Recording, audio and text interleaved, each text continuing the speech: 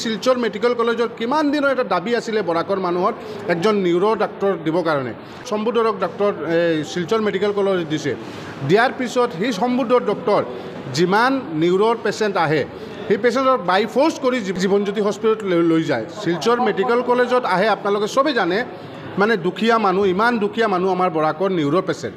দুখীয়া মানুহ যিবিলাক মেডিকেল কলেজত আহে মেডিকেল কলেজত ট্ৰিটমেণ্ট নকৰি তাত সেই জীৱনজ্যোতি হস্পিটেলত লৈ যায় মেডিকেল কলেজত ট্ৰিটমেণ্ট ভাল নহয় এনেকৈ কৈ মানুহক সেই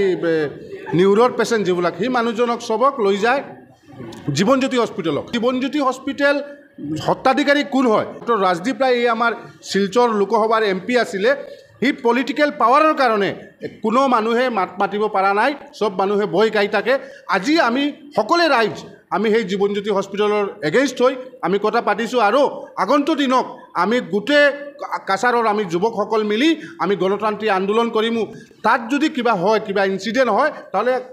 অসমৰ প্ৰশাসন আৰু কাছাৰৰ প্ৰশাসন দায়ী থাকিব জীৱনজ্যোতি হস্পিটেলৰ যি ডক্টৰ সম্বুধৰ এগেইনষ্টত আমি এখন FIR দায়েৰ কৰিম টোটেলি ৰং ট্ৰিটমেণ্টৰ কাৰণে আজি পৌৰসভাৰ কমিশ্যনাৰ নিবুল ইছলাম আজি বিয়াকে 3বাৰ এজন মানুহক 3বাৰ চিজাৰ কৰিছে শিলচৰ কেইটামান নাৰ্ছিং হোম আছে ডাঙৰ নাৰ্ছিং হোম সেই নাৰ্ছিং হোমৰ মালিকৰ লগত শিলচৰ মেডিকেল কলেজৰ ডক্টৰবিলাকৰ এটা চেণ্টিগ্ৰেড বনাইছে সোণাই মিউনিচিপালিটিৰ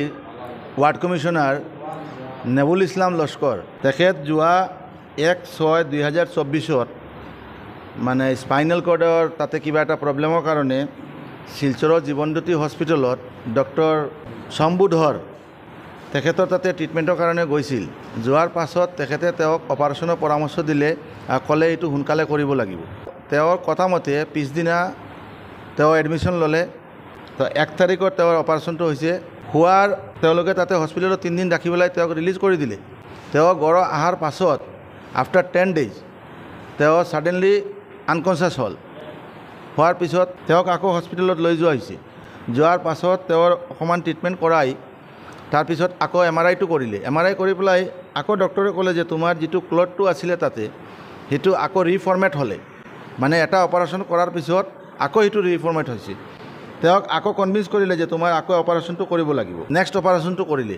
আকৌ 3 নম্বৰ অপাৰেশ্যনটো কৰিলে 23 তাৰিখত আমাক ক'লে যে 99% ELS বেক্টেৰিয়া সোমাই পেলাই কিবা হৈ গৈছে এতিয়া ক'লে যে আপোনালোকে বিহিত কি কৰিব আৰু আমাৰ হাতত আৰু ট্ৰিটমেণ্ট নাই মই যিটো দিলোঁ ৱৰ্ল্ডৰ বেষ্ট মানে এণ্টিবায়'টিক দিলোঁ এতিয়া এইটোৱে আৰু কাম নকৰা হ'ল কি হ'ব আমি ক'ব নোৱাৰিম